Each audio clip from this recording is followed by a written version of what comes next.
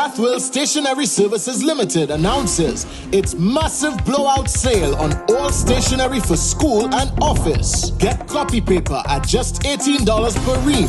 Enjoy up to 18% off folders, cardstock, Bristol boards, ink and toner cartridges, laptops, office furniture, and more. To order now, call 442-5848 or 5747 or call 435-3377 and get free delivery island-wide and the lowest prices nationwide.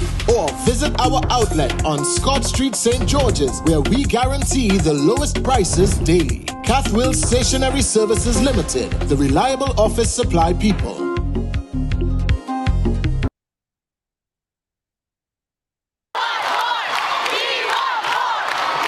For a limited time, the NLA has dropped all of the 2x balls from the multi-X draw. This means that you, our valuable players, have greater chances of multiplying your winnings up to 5 times more in our 2x drop promotion. Yay! And that's not all. As an additional bonus, there will be fewer free play or FP balls to draw from too. Now you have more reasons to add multi-X to your playway bets.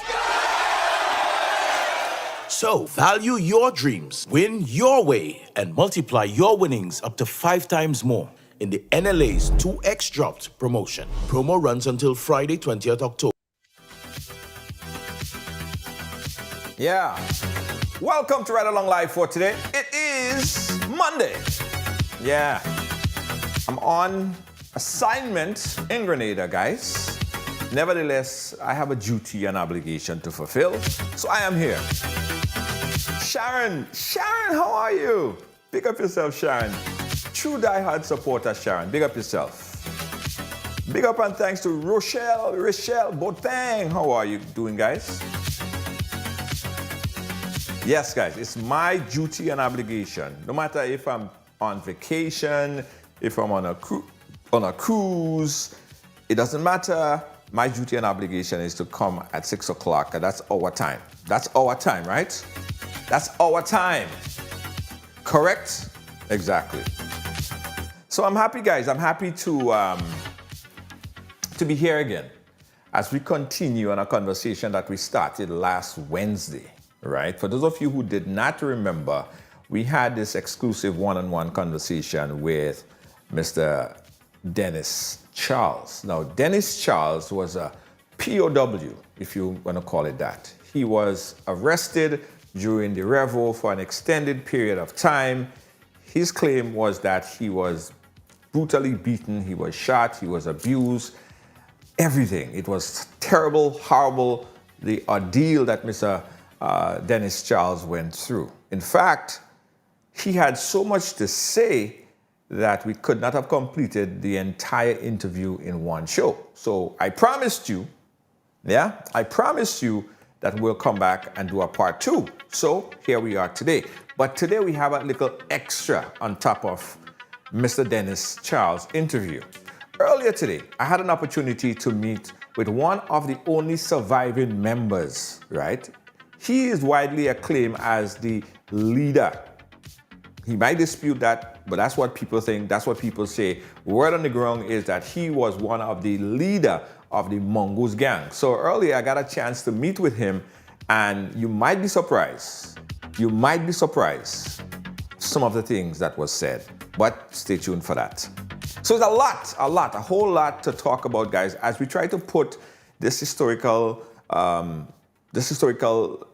journey into perspective. Because as I said when we first started on this journey of probing history, it is so fragmented, and oftentimes it's hard to get people to talk about their recollection. People shy away from talking about this, but we are trying our best to get it, not only in October, but as long as we get it, we are going to be bringing it to you. All right? Okay. All right, so let's go right in, guys. Everybody share the program. Everybody share. Everybody share. Sharon, you share. Jackie Chaitan, how you doing? I met your sister yesterday. Sweetness, you share?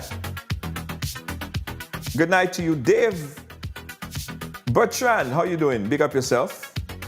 If you share, just say I share. If you share, just say I share. Let me share as well. It is that important of a program today. Good night. Rachel, thank you for sharing. Thank you, Rachel. True and diehard supporter, Rachel. Big up yourself. Thank you so much. Good evening to you.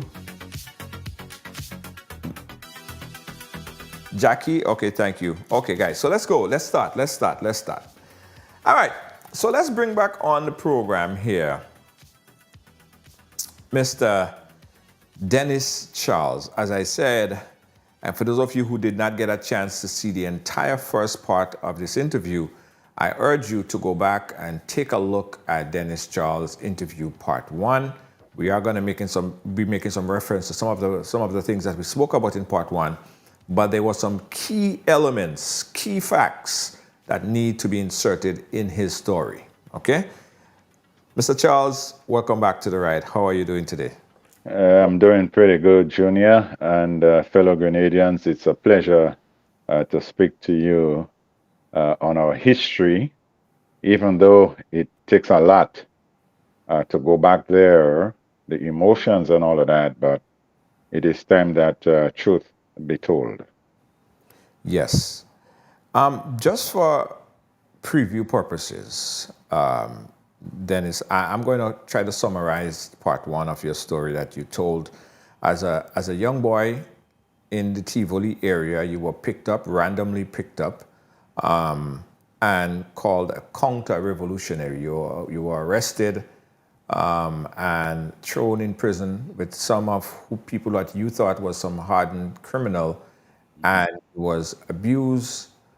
You were shot. You even have the remnants of gunshot wound to your finger, which is not even operational, functioning right now. You have trauma and stress over what happened. Even now, you react to it when you are, when that time comes around.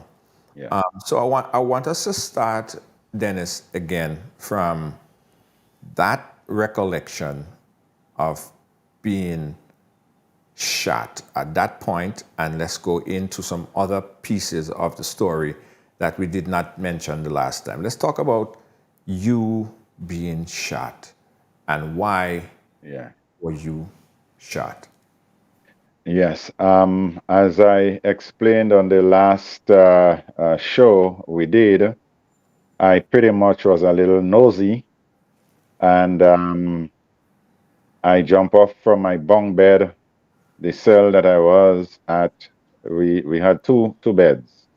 I stayed on the fiber mattress below, and there was another fiber mattress, not wide, on top, and that was where Kennedy Boudlal stayed. So I didn't like it. I didn't want to stay nearby him, and I figure he's a Macman, and if I'm there, then I'll be a Macman too. Anything going down. So anyhow, that was in the Riemann Yard at the time. That's the first section before you get to the main tall jail itself, the main big prison that you see from Regal Cinema, or let's say Tong, right? So the Riemann Yard is the first portion you get to. So I was at the time in the Riemann Yard after being brought from condemned cell, which, as I told you, my first accommodation, my introduction to Richmond Hill Prison, was where they hung people. And at one point, they didn't close the gate good. I don't know if they were going to hang me or whatever it is. I did make it, and I saw the gallows with the big rope, the noose thing, and a trap door, like a kind of rectangle where you have to stand up on. And, the rope, I think they put some weights on you, either sand or a bucket of water to help. So by the time you reach down below the other floor with the weight on your ankle, if your neck can come out, well, you don't have anything left. You're dead. It was a very, very, so that's where I was. And it wasn't comfortable. Right. It was not a comfortable place to be. I have no idea why, they thought it prudent to put me there. But then again, The problem that I had was I am from Tivoli. So it is what it is. You cannot take that away from me. Um, so with respect to that night, with the shooting, as I explained, there were detainees out in the yard. We used to go out. There was a guy called Rasananang. If you could have him on, he's a martial art, kung fu, or karate guy expert. He used to live in Trinidad, but he's from the River Road place there, and he used to train a lot of guys on push-ups and martial art and all of that, just fooling around and so forth. So, and then at night we go in the cell and sleep, but the place was open and the big tall walls, you can't go up there anyways. On top of that, they had a PRA booth with a big gun. So what happened that evening, I think those guys and them were outside and trying with a bench. You can't climb that wall anyways, right? It's too tall. And the PRA fired a warning shot. But all this concrete and all these walls, tall walls, if you let go a bullet, boom, you're going to hear boom, boom, boom, boom, boom. Right. Because it's just the echo or the ricochet of the song. Lo and behold, it was interpreted that detainees somehow had machine gun shooting back at PRA soldiers. And as I said, they admit to being paranoid. I mean, this was craziness. I mean, we don't have nothing. Yes. So how we could have this amount of arms? So then hell break loose now. They Yes. rush down a mile of PRA like ants when you poke an ant's nest. And how they come in, so they're shooting. They're shooting anything. The ground, the galvanized, the wall, they don't care. The pipe iron, everything getting bullet, right? Someone asked a question, and before we go further, I see that was asked about twice. You mentioned that Kennedy Boudlal was a markman. Why was he a markman, and marked by who? Well, number one, Kennedy Boudlal from the, of course, Tivoli area there too, used to be a commander, I think, of 3 barracks. I think he used to head the Pearls before they built the international airport in Point Salin and Granny Town. And I think he used to run Boulong or Mount Horn, something. They had a barracks over there too. So those areas. And of course, the great fallout with the guys up north, including Kennedy Boudlal and his brother, which is called Bok Boudlal, regarding River Antoine Estate. Yes. So let me expound on that. Yes, go ahead. The weed, the marijuana. So unknowing to most Grenadians, and some of them would hear that here for the first time, Kennedy Boudlal brother, the big one, we call him Russell. He used to open bowl for Grenada. He was a fast bowler. He was a weed man, if you want to call it pusher. He died now, right? But the weed was to make a profit so they could purchase arms and all of that to overthrow Gary. So the weed wasn't in an act by itself. It was part of the process of the revolution. You understand? Because when they sell the ganja, the NJM, No Drill Movement, used to benefit from the money they make, right? The weed used to come from Jamaica. So he used to go to Jamaica too. And he had that disco in Tivoli Junction playing music and drinks, but they had the weed there. A lot of Rastas were going to smoke, right? So, but that money, all that money, and he had, at one time he was in an estate up in L'Etage, which is, L'Etage is somewhere on the top side of Mount Rose. I think you could pass by Mount Rose Seventh Adventist Church, even the school, and go up there, top hill area there. That big estate up there. And he used to be transporting a mile of marijuana. That's before they overthrew Gary, right? And well, guess who used to be on the truck with him? Comrade Maurice Bishop. All of them are part of the marijuana stuff. They did help. We're hearing it for the first time, so I just that has not been. Was that Yeah, ever? that has not been told. So they had that marijuana thing to help overthrow Gary. So wherever they get the money from, even it's from the devil to get rid of Gary, because you know they had to get guns and all of that. But there was a little place by Miss Ramden in Tivoli, which is the grandmother of Livingston Nelson. The house was called the Buggy. His grandmother name was Stan Popo, you know. And they used to have some farming, chicken, eggs. On Sundays, you go there to buy your chicken and your tomatoes and different things, different things. That's where they started the cooperative.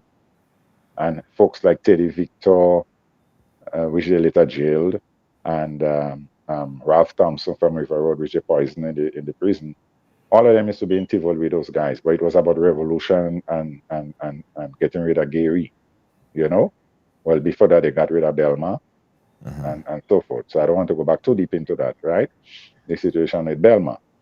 So when they grew out, they grew too big. They moved the operation to Pointsville Hill. And the guy in charge was a guy called Farmer Brown, Right. right? He died about a year and a half ago. Farmer Brown. So they had a lot of cabbage, lettuce, tomato, anything, eggplant, everything, string beans, and a lot of chicken. They expanded the farm. So yes, they were doing that and they were self-sufficient. They split the money. All those guys worked and they were able to eat. And it was like a community kind of stuff, you know, Right. cooperative. And that was very, very successful. So yes, Teddy Victor was, you know, very close to Bob Budlal and them. And they used to come up there. And Ralph Thompson too, preaching Let me ask you a revolution quick thing. question, just Yeah. so for my clarification. I was told that the the overthrow of Gary Mhm. was done in large part, by and large, by the folks in Tivoli, and Kennedy Budlal was a major part of that, right? And That is correct.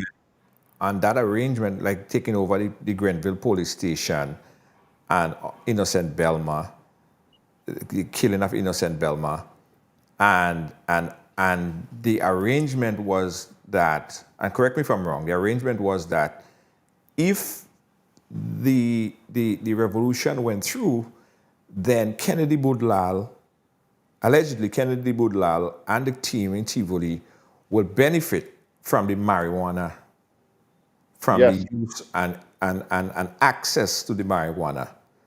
Yes. Is that true historical recollection? Yeah, that is true. And not only that, you had the River Antoine issue. So if you go back in history, you know, the plantocracy, the people who owned the large estates that exploited the working poor, right? Most of them couldn't read and write. And, you know, that's why they support Gary so, because Gary helped them out on the estate, right? So they had no retirement. They had no social safety net. There was nothing. Breaking work, cutting sugar cane, in River Antoine and doing all that hard work to boil the rum. And they had cocoa too, and a lot of banana. River Antoine had a lot of banana. Big, big, big bunches of banana. That time we had a boxing plant in Tivoli. Right. So they work hard. But at a certain age, just imagine you have a slip disc, you know, but if you don't work, you don't eat. There is no social security, there is no nothing. Right. So you work till you drop. And if you don't, you know, you can't make it, then your children don't go to school. Right. They have to follow you now and go and work to put food on the table. So in terms of the literacy, education level, you know what I'm saying? Right. So that is why it was so bad with all the estate people had to take their children to go and slave. So we're saying, and I know we're going back a little bit because we wanted to Yeah. go on from where you were shot. So we were saying Mhm. that there was some sort of arrangement Yes. that weed, marijuana would be legal, and Kennedy Yeah. Budlal and his team and the team from Tivoli would play a big role in that marijuana in exportation or use. Yes. Well, they were supposed to legalize. Remember, Peter Tosh had the song, "Legalize It." Yeah. Legalize it, and I will advertise it. Everybody, all those guys in Tivoli, look, the morning of the revolution, oh Lord, weed was everywhere. So it was And an they had, expectation. It was an expectation yes, that would have happened, and they would have yes, been and that is why the reason is most of the guys in the country who pick up the gun, they were Rastafari. right. The majority of the guys who fought the revolution, they were Rastas. That is why the Rastas play well, they get paid back. No good deed goes unpaid. They get paid back with Hopeville. Yes. So just stick a pin there. The majority of the fighters were Rastafari or they were smoking weed. I ain't gonna lie, I come from Tivoli, so Tivoli, La Poetry, and Conference is one place, one people, right? So the River Antoine estate was supposed to be part of the, you know, compensation, put it that way, Right. right? And the guys went already and took the books and they were going to run it like a cooperative. So all the people who retired and they had nothing, they would get something out of the profit from the rum. They make rivers in River Antoine, right? Yeah. So when you buy rivers rum and river and coke, you drink that River Antoine. That's where the rum is made, rivers. And so they were the people in the community. So a lot of people from La Poetry Conference, some from River Sally, but the majority of the people who work at River Antoine Estate are from La Poetry right there, anyways, right? And so they would see something. They would get, part of the fruits of their labor, some reward for all these years of slaving on the Right. estate. So so it's like you throw a red, like you tease them with something. All of them pick up gun with the expectation, okay, now weed is free. They ain't going to jail with us for a spliff. They were smoking all over the place. And that went on for a little bit. Unknowing to most Grenadians, guess who used to come up in Tivoli and smoke with them? Sit down right on the bridge by Miss Ramdeni. Because Jacqueline Creft house was right below the bridge. And Jacqueline Creft was with Bishop. Tivoli was Bishop's second home, in case people don't know. Bernard Code used to be up there too. But Right. Jacqueline Creft come from Tivoli right there. And right across the house is the buggy. So you cross the road, you're in Jacqueline Creft father house, Mr. Creft, Alan Creft. You back across the road, you get the buggy, Right. which is the grandmother of Livingston Nelson, Jenga Nelson, that's Livingston bigger brother. And then the other one is Gravels, used to open bowl for Tivoli. Right. His real name is Rodney. So Okay. Ronald, Rodney, and Livingston. Okay. Even his sister got picked up during the Yeah. revolution. Her name is Rosalind by Ronnie Bob. I don't want to get into that. So We will people must, we'll deep a little bit back here a bit, but yeah, again, I want to move forward because there is a lot of cover that we a need lot, to a lot. right? I really, really want you to talk briefly about Innocent Belmar because it seems like we've been talking about everything else but Innocent Belmar and who killed Innocent Belmar. All right. So I'll address the Belma issue this way. The one man that stood in the way of a revolution taking place in Grenada was Innocent Belma. Yes. Period. Jump high or jump low, because when he show up, everybody in Tivoli run. And nobody else, I don't care which part of Grenada you go, Grenada, Carrico, Petit Martinique, nobody is going to take on Innocent Belma. They're scared. So who did they come to? And even before Belma, they made a lot of trials at taking out Bishop. Because not Bishop, I want to say, sorry. Eric Matthew Gary, Prime Minister Gary. Because he liked to party, right? Terre, all these different places where he liked to party, he liked to dance and fete, and all these people, ministers and other people come. But he used to be surrounded with so many police, right?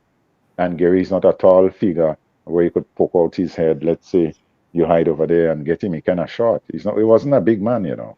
He Right. wasn't a tall man that you could get him, and he Right. keep moving around. So the guys from Tivoli went on many missions in St. George to remove Gary from the battle, space, and he didn't walk out.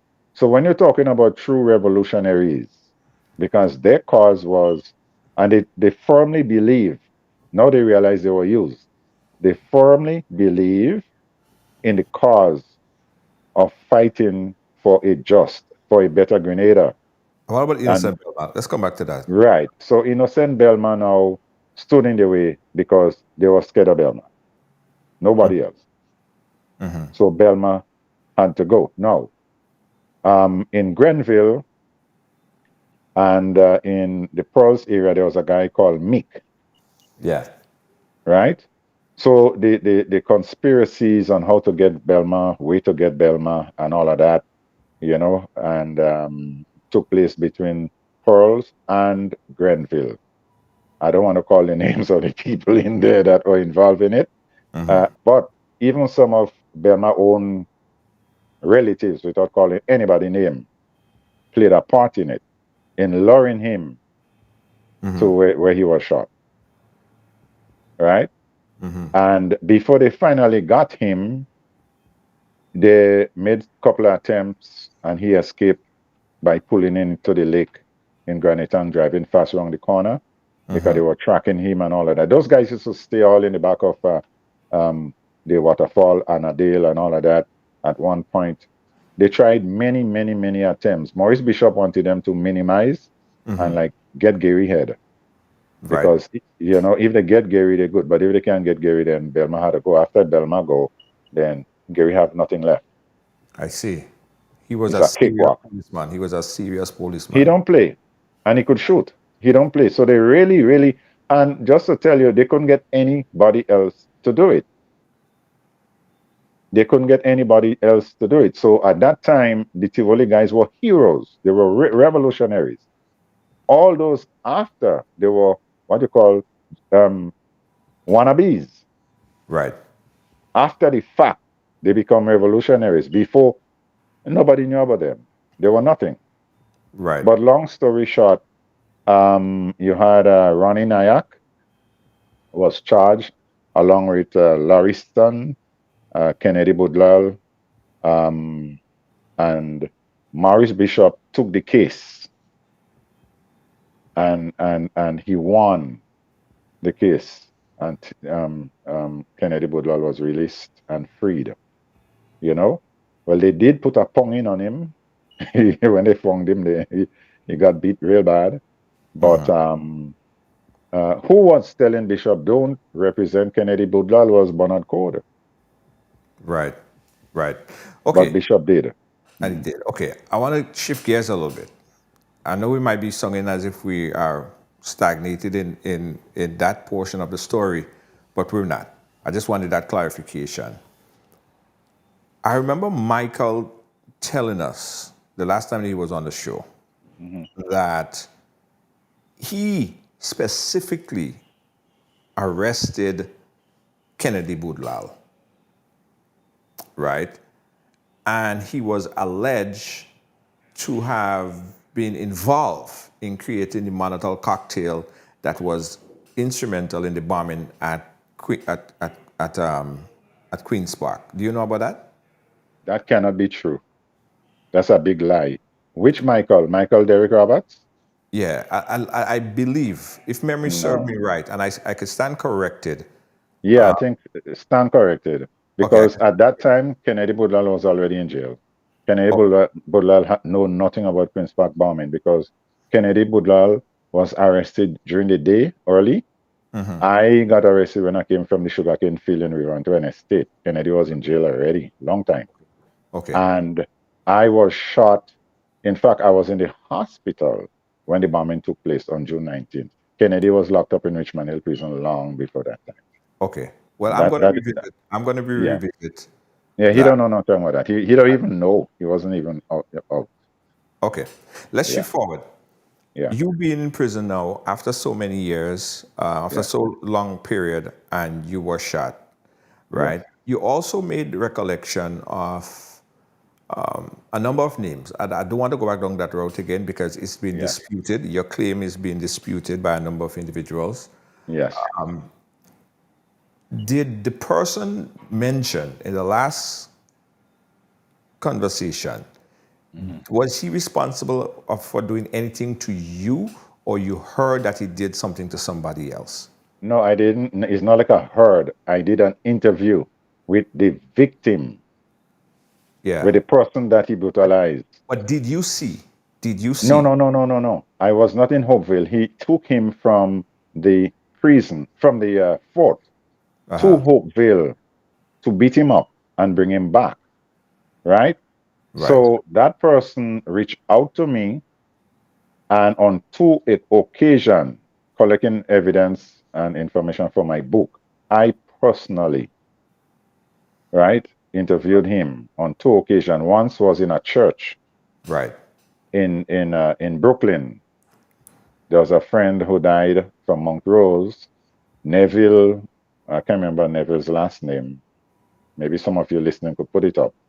He's the brother of Kenny Phillip, who used to play cricket for Grenada. Right. And the gentleman approached me and told me what Chicken did to him. Right. You know? So in other words, Yeah. you didn't see. It's something that someone told you. So they have their own story to tell. Yeah, the victim. So I took The it victim. directly from the victim and a Right. lot of folks that I interviewed for my book.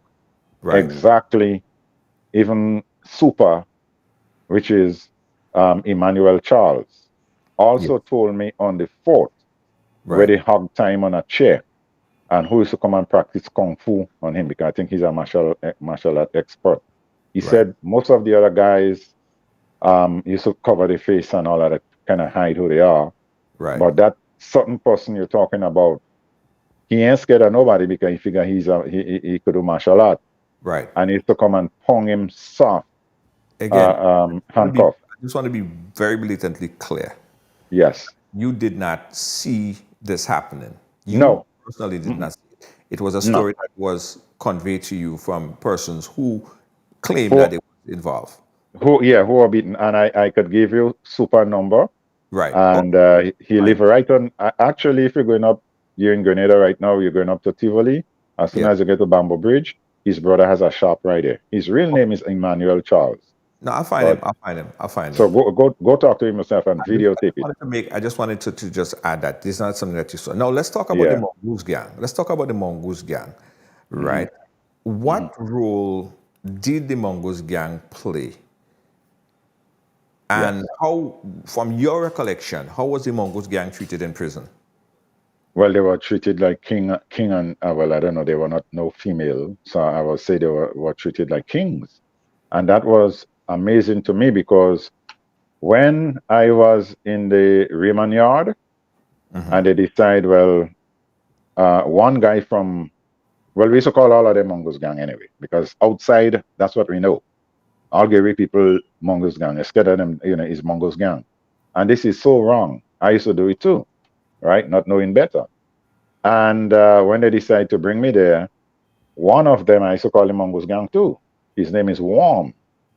I think Mr. Warm came from Grand Roy or Grove or somewhere on the western side, and he used to call me Feeny Hand, with my finger funny, my left hand, and he used to make fun of me.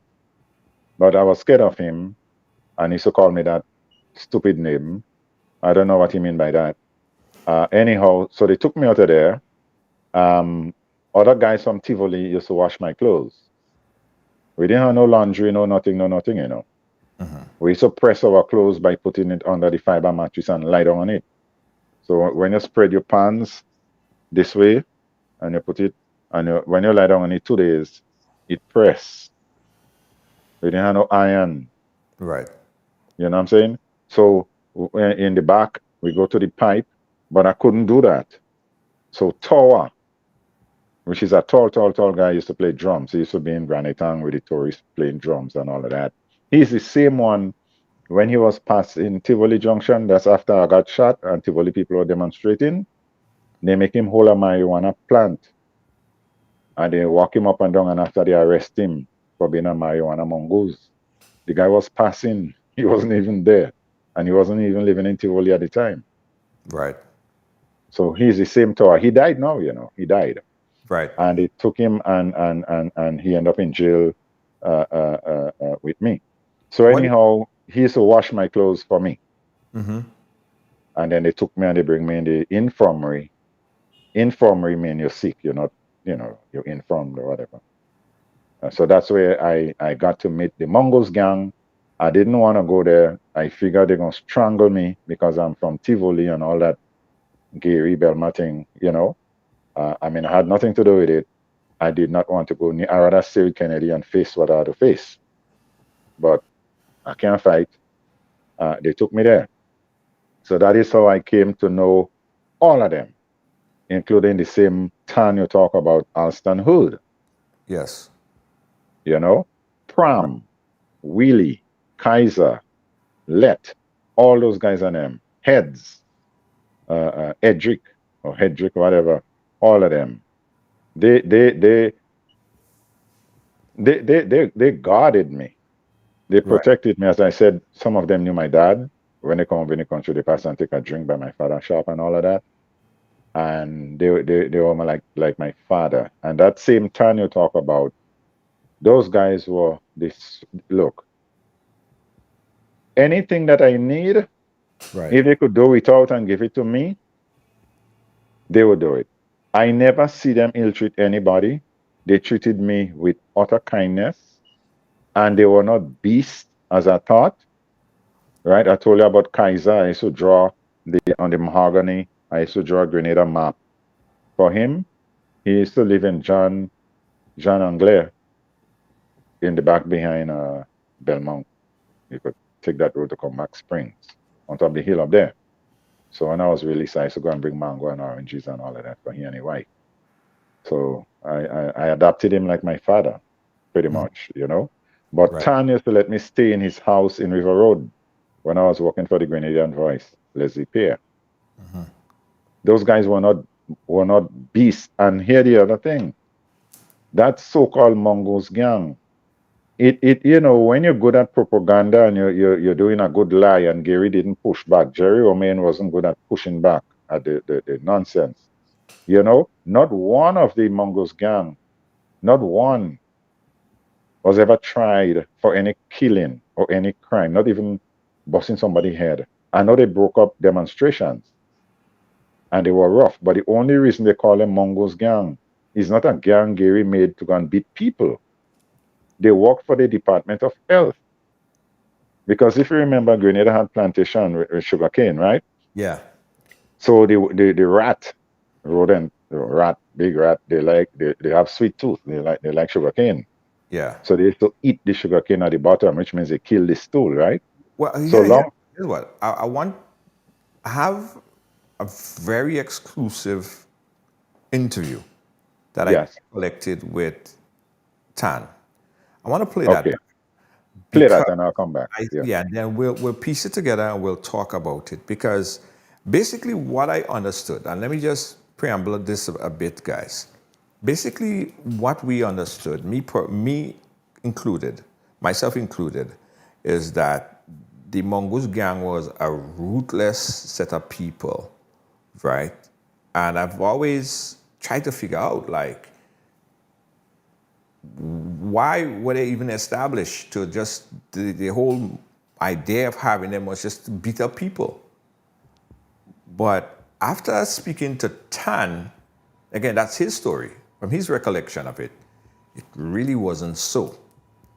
Take a look at this first part of the interview that I did earlier today with someone that was revered or deemed as the head of the Mongoose Gang, although he might dispute it, although he disputes it. Check out what he had to say. This is exclusive. Check it out. We had to travel a little distance because I really wanted the story.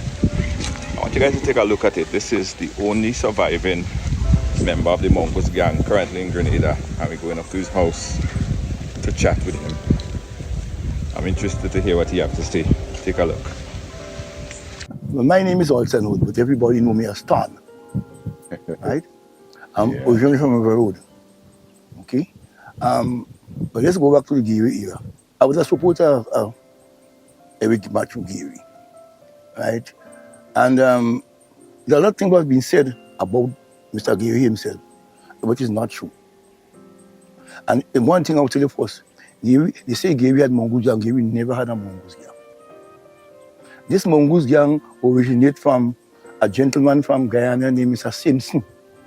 At the time, Eric Geary was out of power. He used to live up in number 5, up on Carnash Hill, in Mr. Raddick's house. And they came to eradicate mongoose. That was the thing they had. And they used to go in the fish market and buy the small jacks in basket, and they put a little poison, just like yeast, a little poison. It was a black one in the jacks, and they mix it up. The supervisor was Joe Gibbs, a man named Salfali, and Victor Husband. They were the supervisor. They had 3 Land Rover. And when they ting up the jacks, they had the lard pan, the old-time lard pan, where they make it into plastic bucket now. And they'll put some jacks in a bucket, at least 5 people and 1 van. I was working in it. They give us a pot spoon, and they give us a long red gloves reaching up under your elbow. And they used to send us in different directions to put poison for mongoose. So a Land Rover will go in that area with 5, another one will go in that area with 5, and why should passing in the Land Rover, people saying, look, the Mongoose Gang passing. And that is how this thing started. Then when Leslie P and them formed the committee at 22, they bring the thing and say, Gary Mongoose Gang. As I tell you, Gary was not in power. But he spoke to Mr. Simpson, and I believe Mr. Simpson, let's put it this way, he asked for work for us because he wasn't working. And it was only about 15, 20, about 25 or 30 people was working in that thing. It wasn't a gang to say Gary had a Mongoose Gang, but as I tell you, they committed 22. Then they had some demonstration in town, and the Ministry of Health was right where you see a nice old building there, and they went up there, a fellow named Sabuna from St. David's, and they threw computer, typewriter, there was a typewriter in that time. They threw it out the window, and that is how it began. So this name Gary Mongoose end up with Gary. So it was about 8 or 10 of us. We should line together. You know how men line together, we go party and so on. And if we go to a party and something happened to you, it's obviously I was involved. So now something big, they say Gary to send people and beat people. Gary know a lot of things happen. Gary know nothing about it. Gary know nothing about it. And you know, they end up calling us the Mongoose Gang. Because where you go, the Mongoose Gang. But a lot of people have the wrong conception about the Mongoose Gang. Because it sounds like all over the island here, you had this gang calling Mongoose Gang, but it was not so. Anyhow, the name ended up staying with us. Before Bishop and them do take over, they had some confliction with some of the guys, like the Pam, the Willie, and so on. They had confusion with them. They say they beat them in Grenville, and Radix and them, they say they beat them in Grenville, right? And from that time, it going on, because I could remember Ralph Thompson that time. Well, it was 2 factions, I should say. NJM was something different to Bishop. NJM was Teddy Victor and them, and they used to make a little newspaper, and they used to pass in the house and scheme where we was living, and put the newspaper there for us, and they meet us in town and say, boy, you have to give us $1. So we used to go down good, and that's why you see they stick Gary this and Gary that and Gary the other. Up come the revolution now. The morning I get up about 5 to 6, and I hear in this thing, the Gary regime has been overthrown or something. So I leave by my house, and I go by Head's house, where he died. I go by Head's house. I say, what's going on? We know what's going on. So we talking and so on. So Heads had a girlfriend in Guav. So we decided, she had some friends, we decided we're going up there to look. He wanted to go up there. So we really went up there. So in going, the radio playing, and they said, the Mongoose Gang on the western side deal with them. So we went as far as Guav, and when we reached in Guav, we go by the station, and somebody contact Mr. Prudhomme. And Mr. Prudhomme was, all you come back down home and take it easy. Take that, what Mr. Prudhomme said to us, right? So we came back down, I went home, I cooked something to eat and so on, and I went by the road and sit down. because I didn't know what was going on. Then, about 10 minutes after that, I hear a loud noise coming from the back of where the postal is there, and they come out all by way Steel High Garage, and the fellas, young fellas with they was 303. And they're moving up and down and the thinking and so on. So when they reach by where I was sitting, me and a guy used to call Man, they pass and they go and they reach as far under the rocks. And if you have an idea where under the rocks is, and they reach there. And I see a lot of reversing back. And when I look at it, I see Crawford Best, one of my very good friend. We used to play cards together, we used to eat together. He come back, he said, Ton, I want to leave you here, because them young boys are 3 in the hand, I know what they go do, and so on and so on and so on. So let's go with me. So I jump in the rover. I had a partner nearby with the man. He said, well, I ain't staying here alone, all of us friends live in the same area, are going too. So we jump in the rover. The next thing I know, they bring me the radio grader. When I reach in the radio grader, I see all different kind of people there. And then when I see Victor was bad, I used to call him Daddy. I said, Daddy, he said, boy, you don't understand what's going on. And then when they keep us there till about 5 o'clock. And then they bring some truck and they say, put us on different things. But I live in, up, at the time I live in Tempe. No, I live in Revo. So I say, look, I glad I say I going home. So they come up, they go up the lane. When I be going down Tempe, I see the hit for up Richmond here. But I still didn't know what was going on. Until they swing. And when they swing and they reach by Mr. Friday place, and I see the head so, I say, Lord, they bring me in jail. Well, they brought us in the jail. Rampel was the main man when he reached there. Open the gate, them prison officers open the gate, and they put us inside it. Bogo. Well, the Mongoose people I meet down there, different people, right? I didn't meet Exeter Thomas and Pudom and them yet. They bring them. They had them in the fort. They had them in the fort before they bring them up there. So we there up there. Everybody sit down watching one that, nothing. But them back with them forward. Them prison officers just doing so they know what's going on either.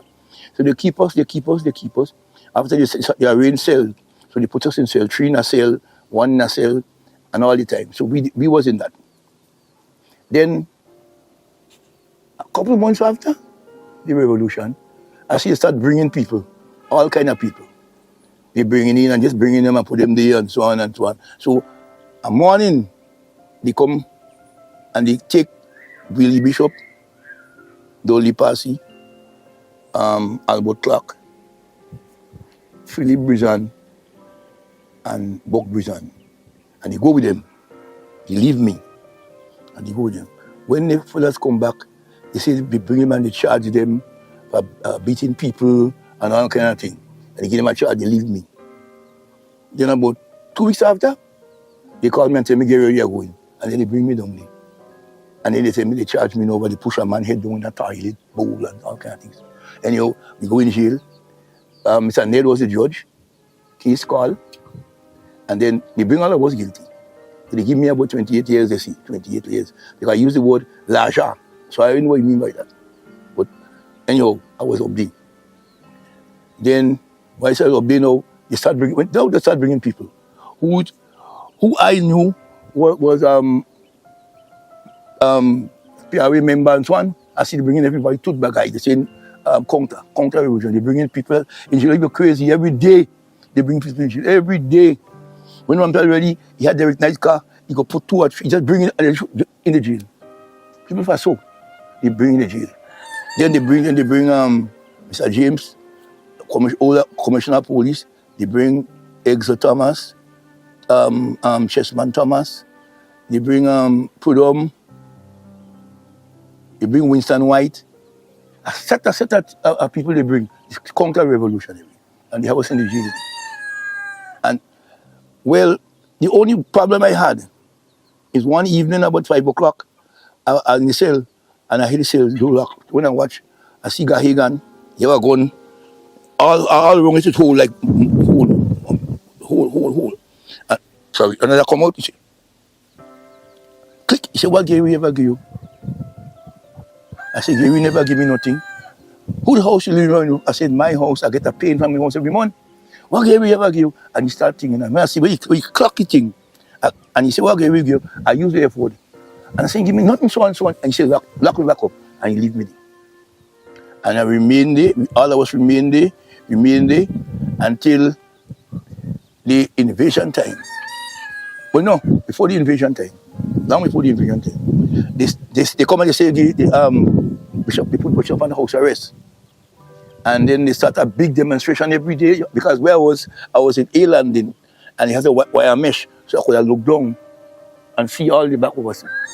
And the demonstration taking place. And then one day now, they say they free Bishop, and they say they go in with him. After that, well, things getting a little calm. So we still looking down. One minute, if you hear a set of gunfire, and we see people jumping. You see right on the back of the fort there, you see people jumping, trying to think, and then we hear they say that they kill Bishop and them up in the fort. They say they kill Bishop and them up in the fort. So a couple of weeks after, when we there morning, we there, and we hear this thing of them helicopter making noise, and when I look out, I see a helicopter pass right in front of the prison with a soldier sitting down with the foot straight down. But they didn't. When they passed the prison, they didn't fire nothing. They leave and they go down so, and then they start shooting. Then the thing start, and they come here while the ship was up inside it. So some of them soldiers now they leave the prison, and they go up in the next fort up there by the crazy house, and then they start bombing. Why is we there? I hear a fella in the jail. I know how he get out. So we call him Crane. I know how he get out. But he get up thing and he start just breaking lock. And everybody start campaigning, everybody start trying to go. Well, I go on the wall and I end up down by the ministry is down there now. I end through the bush, I end up there. And I go up Marassil, I go down and I go through the bush in Tempe, River Road, and I went home. But when I went home, the mother and them, although they glad to see me, but she was afraid. She said she can't sleep in the house because she was in the house and I was in the house. She's afraid to stay there because she wants to see by a neighbor. And I know in the house, I take the cushion, I take out the cover and them cushion and I put the sponge in them window because I hear they say sponge was whole bullet. So I put it in and think that. But after a couple weeks, they say come back. I didn't really want to go, but my mother started crying and I went back up there. And after I went back up there, I spent 6 years and 8 months. 6 years. It's only when Brizan, the Prime Minister Brizan, George Brizan, when he came in power, he freed us. He freed us. And that is all I could tell you. Because, and I see things happen to people, but for me, I won't lie and say they do me nothing. Because nobody can do me nothing. But I see things happen to people. Nang get shoot up with, I don't know how in there, they get shoot up with 4 times. Yeah? And then, well, Kelly talking, and they locking him up. Yeah, a short ex-police called Stanley. He come out in the morning, as he open him up, they lock him up. And that's the kind of thing, a lot of things happen to people, but nothing to where I concern. I cannot say, by the time I spent up there, I could never say that they do me anything, it was bad to me in a sense. You see, I was mad with them because I say they take me and put me in jail. I had to say for nothing. And I ended up staying there so long. But in my own little experience, what I know is, as far as I know, any country where a revolution take place, the people that take place, the people who they feel close to the people who they take from, they just detain them. But I never know, I just keep them long as how we have to keep people to obey. And that is all I can say. All I can say. So they refer to you, some people may refer to you as the head of the Mongoose Gang. No. Me? Yeah. Well, you people who don't know what's going on. I was in Lisa the Apostle. And who knows to tell you, I was in Lisa the Apostle. Yes, I was there between them. I'm not saying between them, but I was between the guys. But I was in Lisa the Apostle. Me. And the only day. Once I tried to get it from them, and they come home and take me, and the only thing I get is a quotas. But I was in Lisa the Apostle. Who know me will tell you that. Oh, anybody say I was leader, they know what they say. No, they know. Not me. Well, we was together. We used to be lime together. Yes, people get licks. I ain't saying no. People get licks. But people, Some people get licks. The way they say they get licks, not so much people get licks. I tell you, I hear Morris and Radisson them get licks. So I'm in Grenville. I wasn't there at the time, but I hear so. So I had to lie. People did get licks. I hear people get licks. I know, right? So I wouldn't say no, but saying I only heard I was the least of the apostle. Yes. Before they assassinate Morris, he tried his best. I believe Morris meant good. He meant good. But when he decided to take the right direction, that time they done young off my already. But Morris, I know Morris, me and Morris went to school together. We went in Wesley Hall School. Right? And I know Morris a long time, right? And I never knew Morris to be a violent fella. So I was most surprised when I heard this assassinating. I was most surprised. Because I never thought they were doing that. Although I heard with my own ears, I was lying with Ralph, that time Ralph Thompson was alive, and Phyllis Code was with Ralph Thompson in the road behind the Pentecostal church. And I hear she say she didn't come to Grenada to be no deputy prime minister's wife. She come in Grenada to be the prime minister's wife. I hear she say that. So all the time I still didn't know what going on, but I know they're planning anything, but I never knew what was going on. So I don't know what happened to them, and they end up in that. But Morris wasn't a bad fella. He wasn't that bad fella. So I don't know.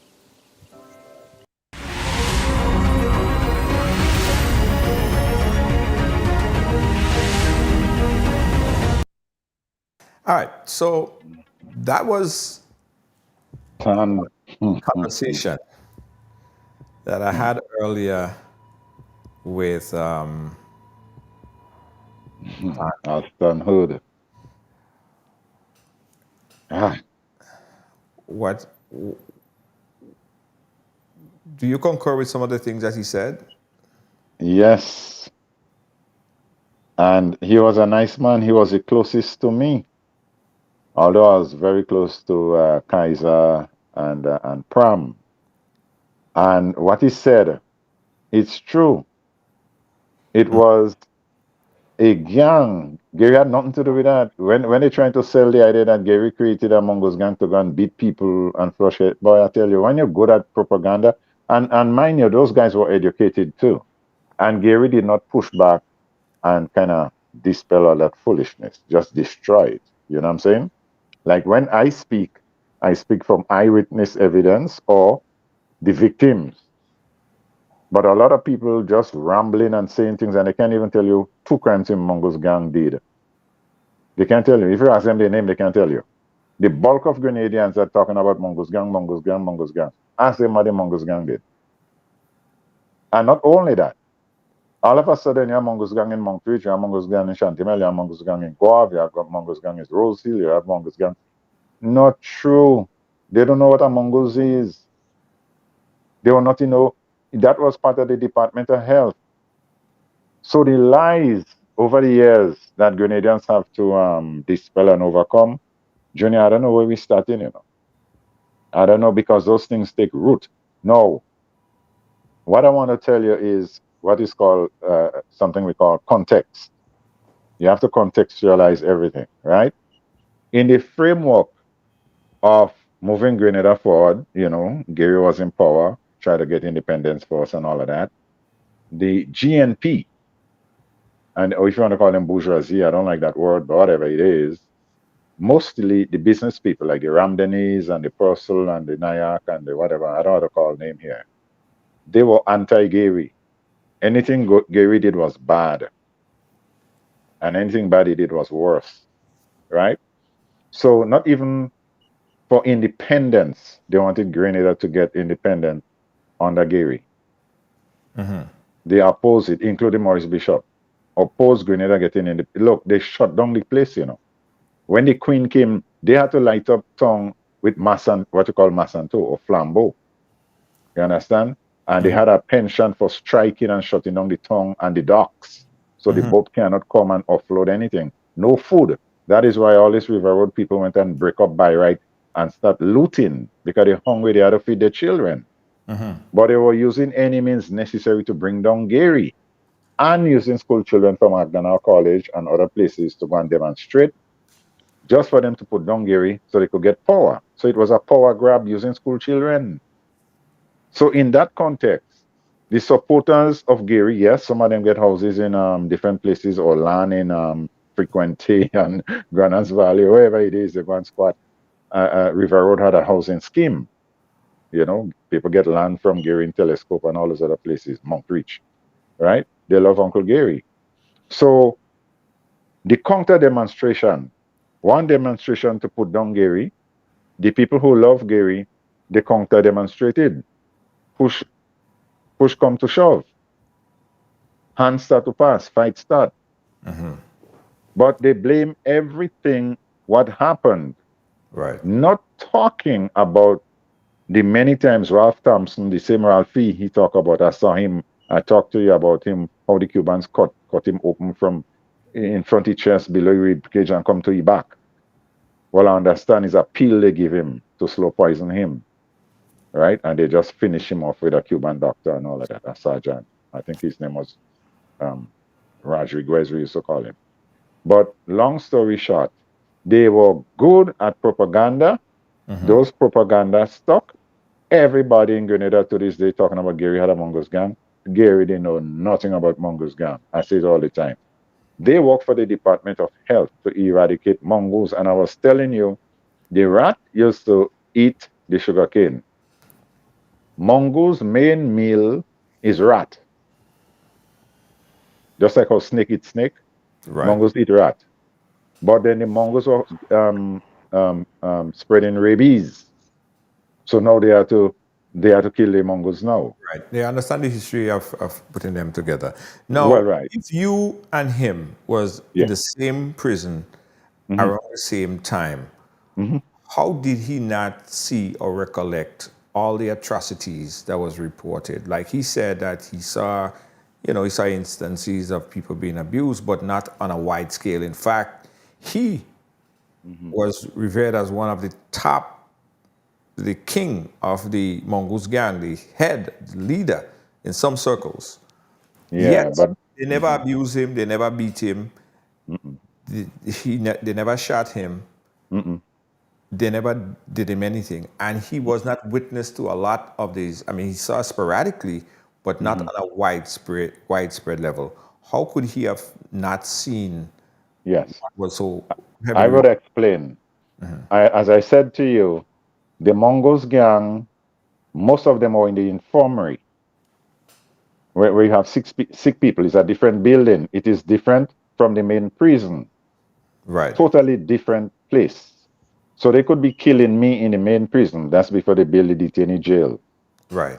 Mongoose Gang people lock up in a little building which they call the infirmary in the back down so, by where they have the bathroom. So you're overlooking paddock. They can't know. They won't even hear what's happening in the main big jail.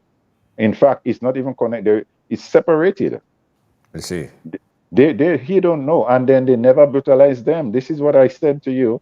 It is strange to me that I was kicking and screaming. I don't want to go and stay with those guys. I Right. don't know them. And I realized it was good staying with them. Right.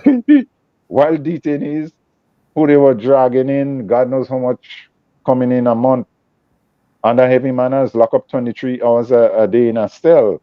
These Mongoose Gang people, let's call them that, right? For now, let's call them Mongoose Gang.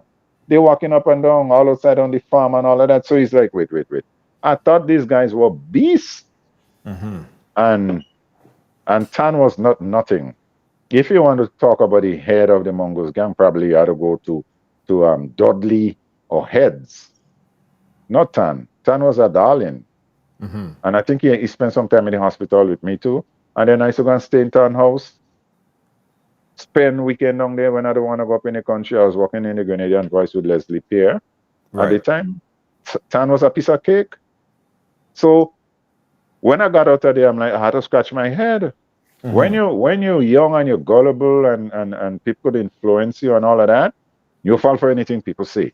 This thing was the biggest lie. But as I said, nobody talk about the many times Strand Phillip and Gary knew there were plot on his life. Because I told you those guys from Tivoli used to go around to get Gary many times. They used to call it mission, right? So they could have a revolution. And then Ralphie and Strawn Phillip. But Gary had spies, I know who they are, I would not call the name, within the ranks of the Jewel, Right. as well as the Jewel had spies inside of Gary Okay. place. So it's like they knew when Gary was traveling. They knew Right. Gary was going out, March 13th and all of that. They had connection in the barracks with the Green Beast. Both of them had spies on each other. Right. It's like the Democrats and the Republicans. You understand? Yeah. So I know exactly, I could call the name, but I would not do that. Right. So a lot of the things that he's saying is not true. But when they were trying to bring down Gary, shut down town, starve poor people, no goods coming in, nothing going out, no nothing, put the economy out of whack. The people down there start looting and breaking up stores and stealing, or if you want to call it, they had to feed their family, right? I don't condone that, but I'm just saying when you're hungry, you're hungry. It was Right. an attempt. And then they start using school children from the schools, bringing them down to go and demonstrate and all of that. So the Gary people decide now we have to have a counterweight to that. So that is why I said we have to contextualize the whole thing. Yes. You put it in context and you Yeah. realize they were trying to bring down Gary. So Gary supporters decide, no, you're not going to do that. We go fight back. Clash come, demonstration this way, things are going to happen. Right. And that is what happened. But not one of them, those Mongoose gang, they could point out and say, you kill that person or you shoot that person. It Right. was just make believe thing. They just pick up all of them and then just jail them for all this amount of years. Right. Stick a pin right there, Dennis. Let's Yeah. take a quick call. We have a caller on the line. Caller, live, where are you calling us from? Yeah, good night, Junior. Mr. Eli must get again. You know Hey. that's my topic.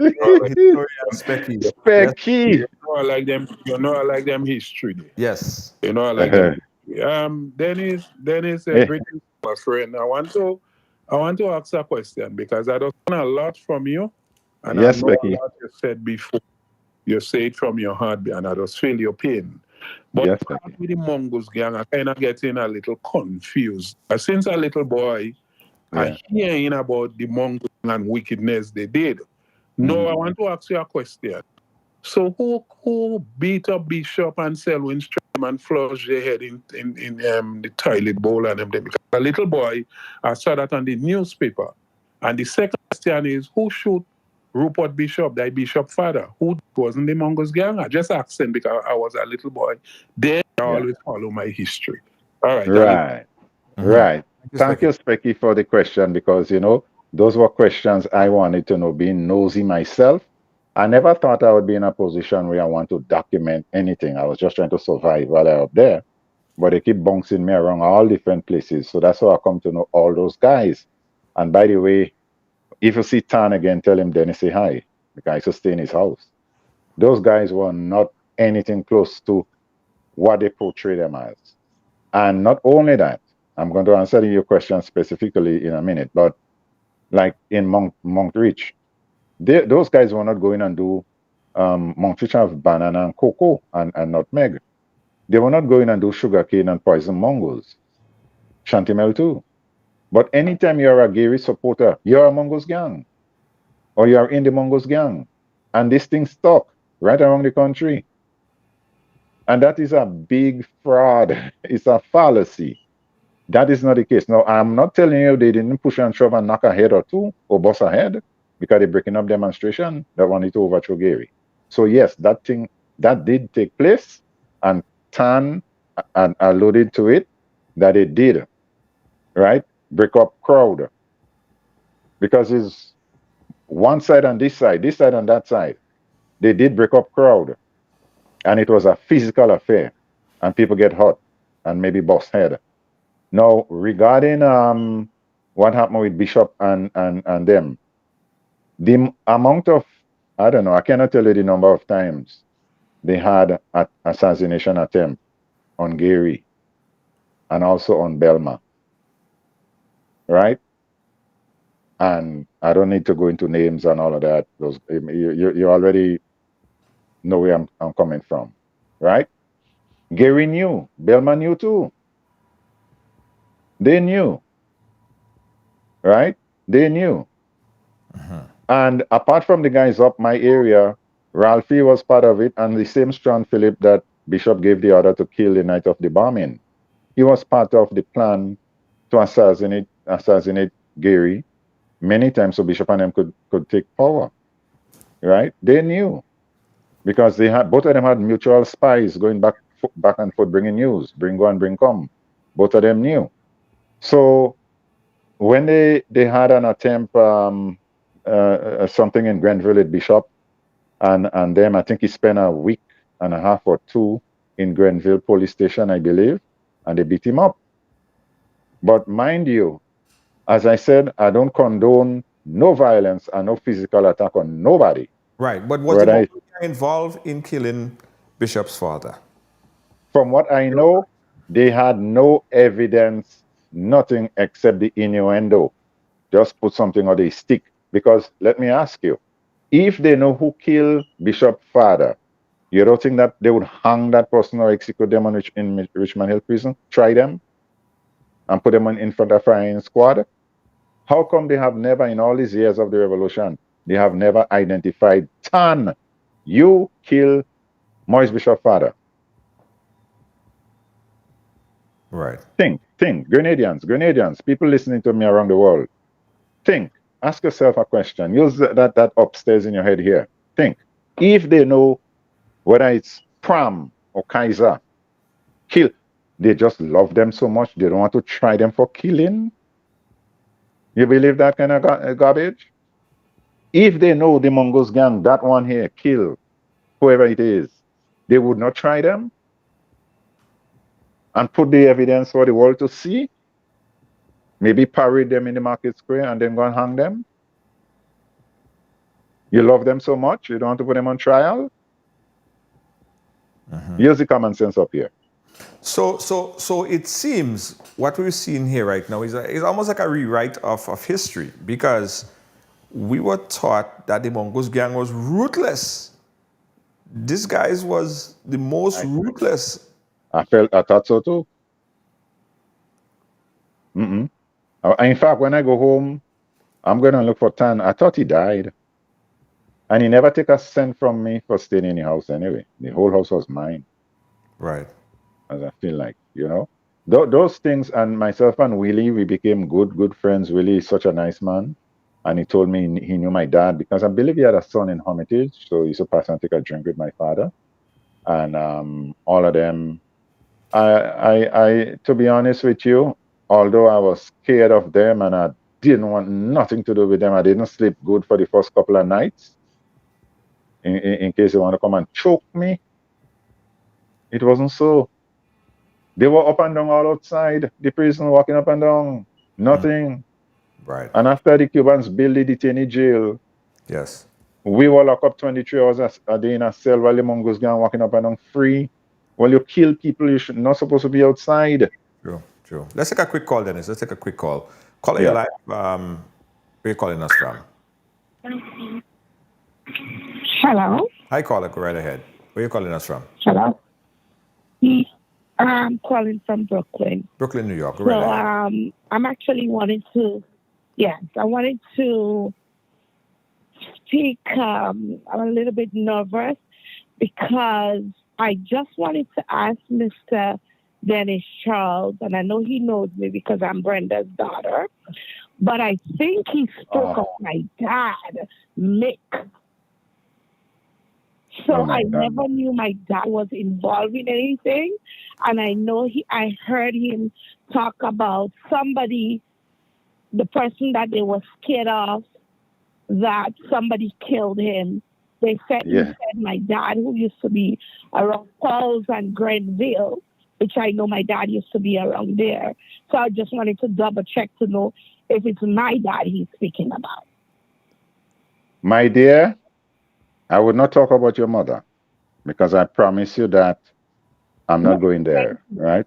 Thank you. Okay. And I have to honor your wish because if I go to talk about your mom, I will break down myself and I got to end the interview. Okay. But your dad was a revolutionary. Your dad was a revolutionary, and the plot to take out Belmar, right? Many people were involved in it, Yeah. and some of the meetings used to take place in that place in Pearls. And I know others who I'm not going to mention now out of my interviews that were involved in it, including another gentleman from Grenville, to get Belmar. Because to them, Grenada would only prosper with Brother Bish in power, and they had to get rid of Gary. Got to go, but for Gary to go, Belmar stand in the way because they were scared of Belmar. So for Belmar children too, if you have children and grandchildren, I guess as much probably watching me now too. I wasn't in this. I'm just telling you that I feel your pain and I'm sorry whatever happened to your guys' family and all of that. But this is how it played out. And that big place that he had in Pearls, there's a whole lot of meeting there. Yeah. But eventually, after the overthrow and Bishop and them got into power, then it was a power play. It is called consolidating. So you don't have two jack donkey in a stable. They're going to fight and bite all night. So it end up, it's either code or bishop. But that is how revolution works. They start chewing up the children. It's like serpent when they make the children, they start turning around and eat them, right? So if you go anywhere around the world and you listen to history or you read history of revolutions, for instance, Che Guevara and Fidel Castro, she had to go. He ended up being killed and, he had to go. He's only one king of the hill. So it was a power play between Morris and Code. And it started young. And as Tan said, Bernard Coe's wife, she said she didn't come to be no like second fiddle. No, So this is true. They were eyeing each other up. So Bishop went with his map. Code kept Orel. The Orel group of guys later became the RMC after they eliminated Bishop. It was tit for tat. One was on a hill overlooking the prison, Fort Frederick. That's Bernard Code, along with Hudson Austin. And Bishop was on another hill, another fort by the hospital, Fort Rupert, we used to call it at that time. So fort here versus fort there. Let the fight begin. Well, the other side had the armor cars, and I guess the big guns and the big soldiers with rank. Bishop had school children and people with nothing in their hand, like Specky and them, they had to run. But regarding your dad was a revolutionary. He was big into music. A lot of folks used to go there and, listen to a little music and whatever. He was a good mechanic himself. And your mother was a lovely woman, including an all-rounder, sports, culture, the whole nine yards. I mean, Brenda could do anything. But I'm not going to talk about her demise and her torture and all of that. So not here tonight. I'm not going to do it. And I promise you I wouldn't talk about her. Thank you so much, caller. And All right, again, thank you. you guys should link up and continue the conversation further as well. Guys, 718-701-5720. We're talking about just understanding the chronology of history. This happened in our lifetime. It happened in people who experienced it, who was there, who was present. And our role is to try to put it in context and bring it to you guys. You don't have to be October 19th or October 25th for me to speak about it. Our task is to document the history and put it in that chronological order so we can get a full appreciation for what happened in this time in our history. It's not only Grenadian history, essentially it's Caribbean history. So it's important, even if you're non-Grenadian, all right? So phone lines again are open, 718-701-5720. I saw a call was coming in earlier. I couldn't cut off the person on the line, so you could call us back. Again, 718-701-5720. We're speaking live here with Denise Charles. And of course, we heard earlier from Chan, who was someone who was very involved in the Mongoose Gang. All right, let's take this call. In fact, let's take a quick break, and when we come back, we got more calls. Guys, your opportunity to call in is right now. Call now.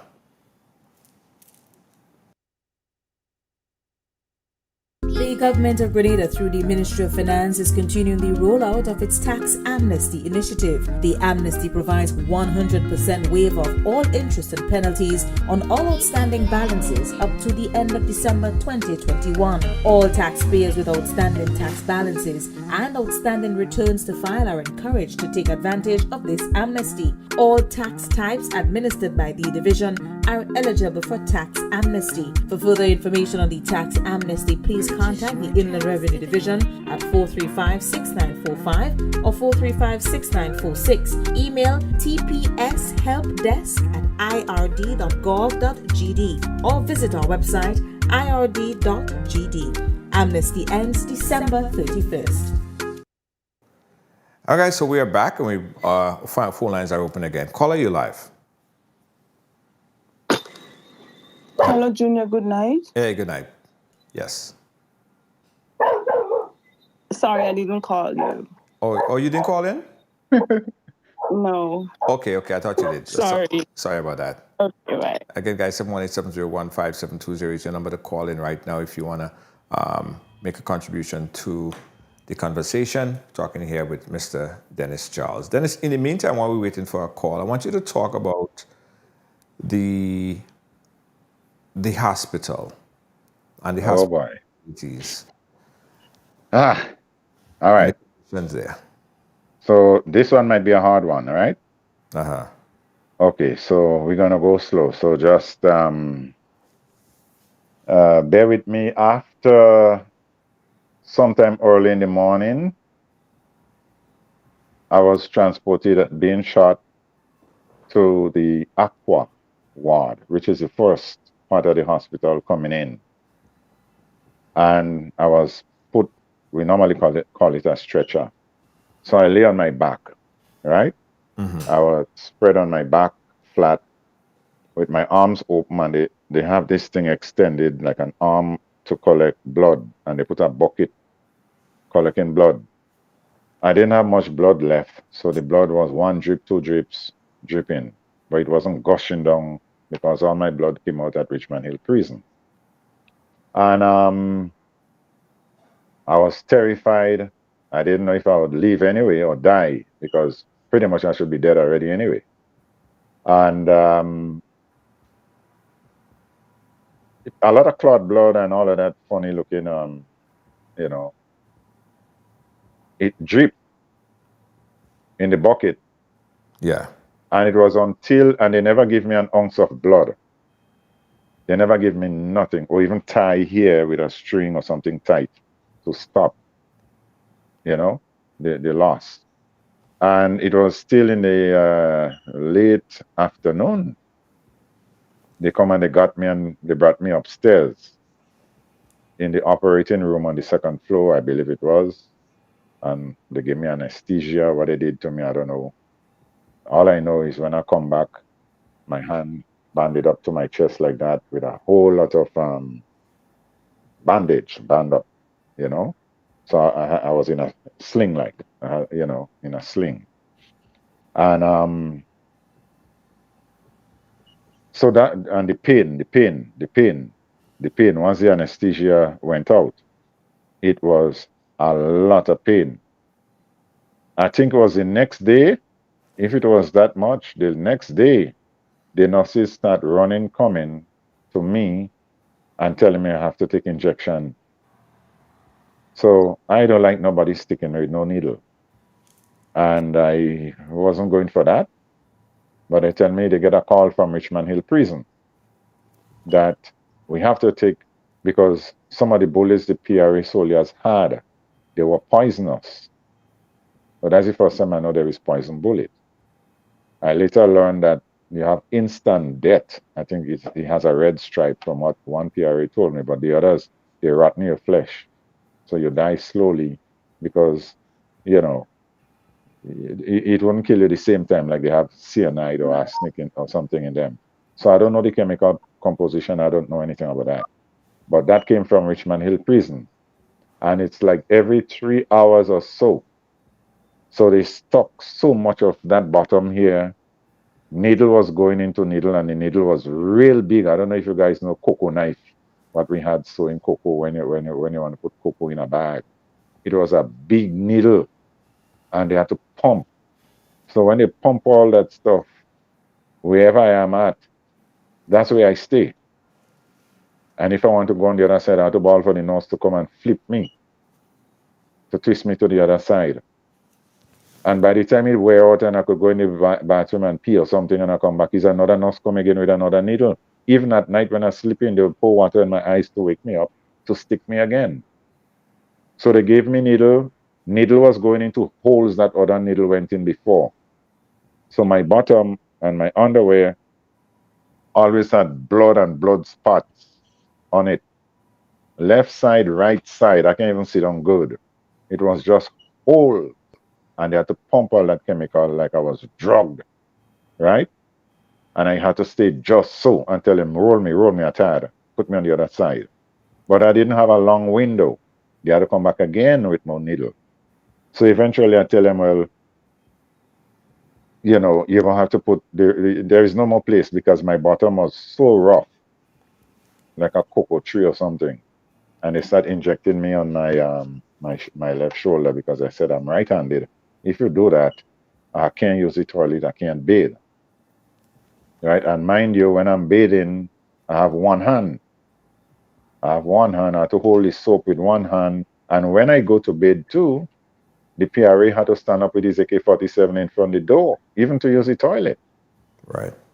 I had to get permission to use the toilet, and the PRA would come with a long AK-47 and sit down outside the toilet while I use the toilet.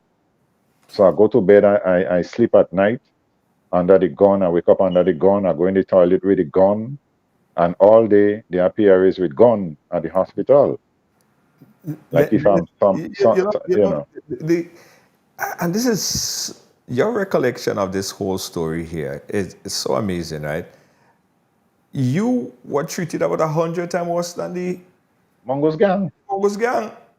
That's what I'm saying. Interesting. So hold on 1 second, Dennis. Hold on 1 second. Take a pin right. Let's take this call. I'm waiting on the phone for a while. Caller live, where are you calling us from?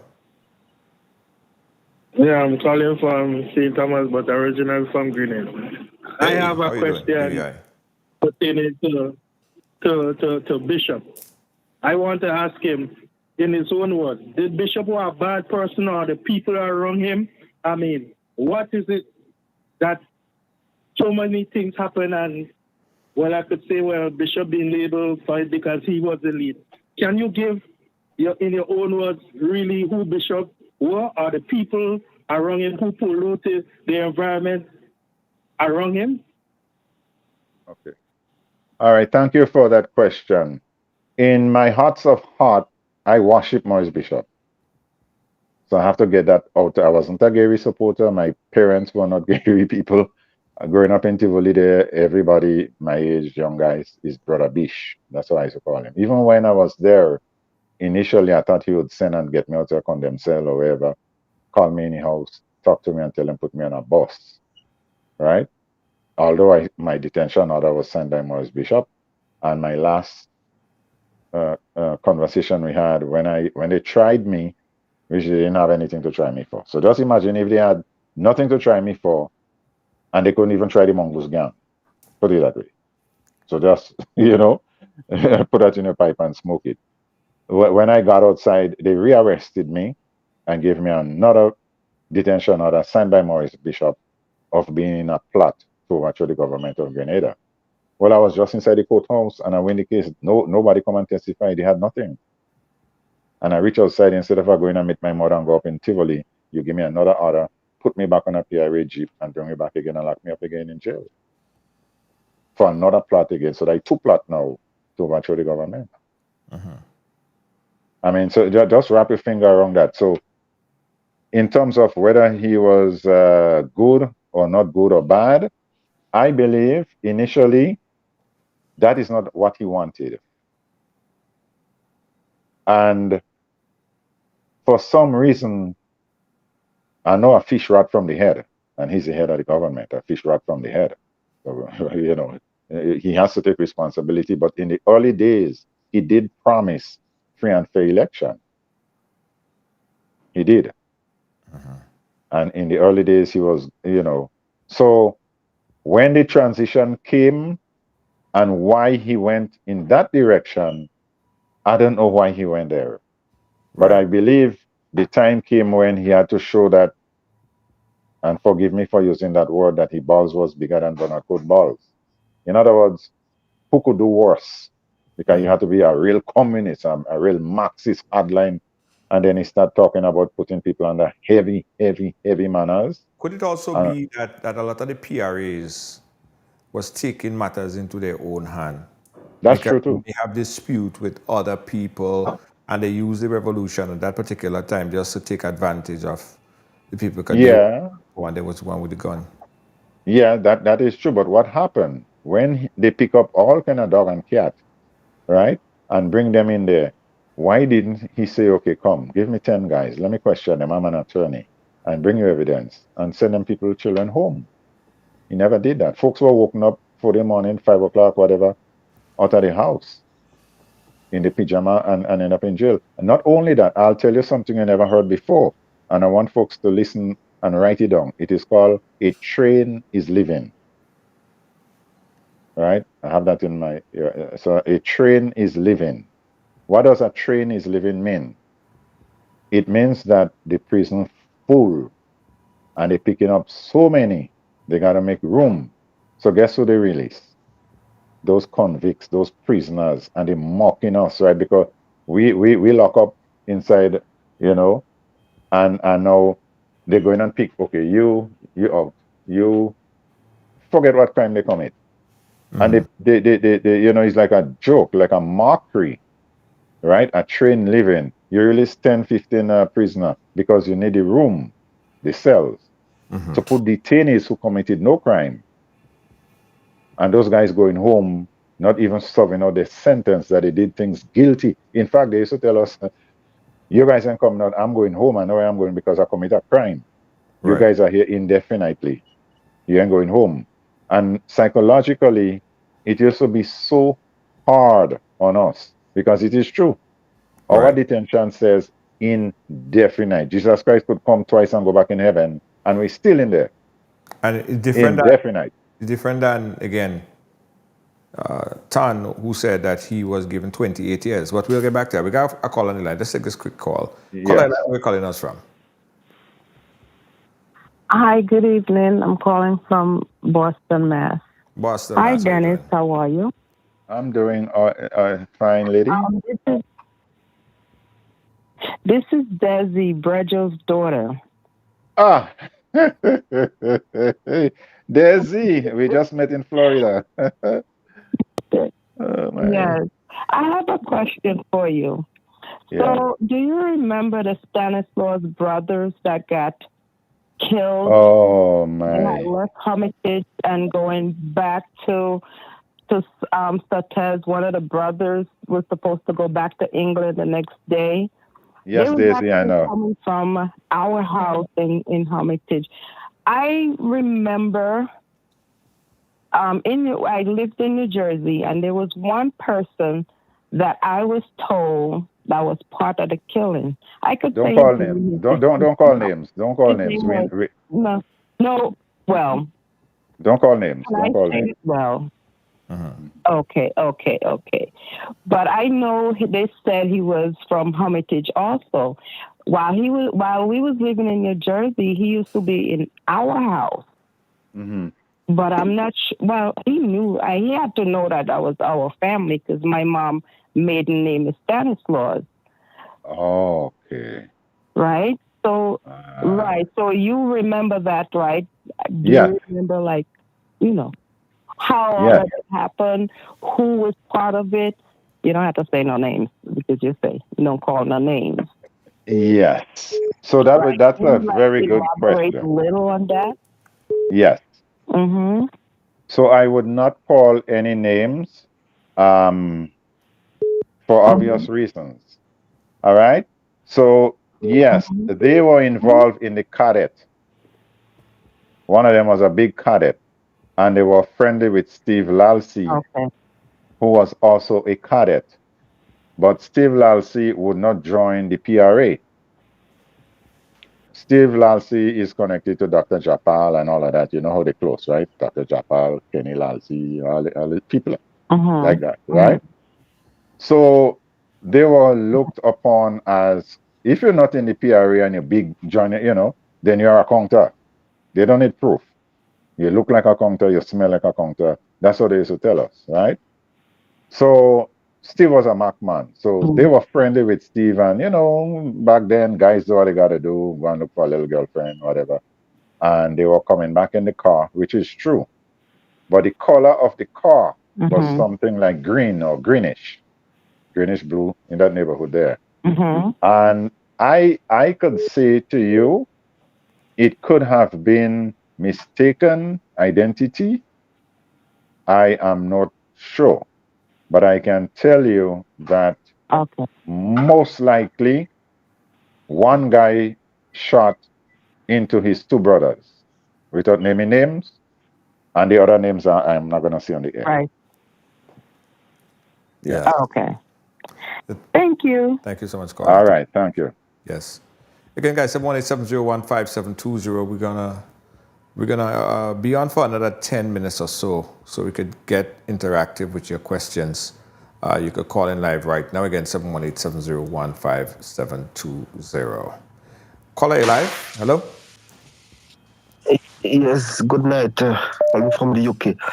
As little boy, my dad was locked up by Bishop because he was a secret police for Gary and them. And he beat a guy, I don't call his name.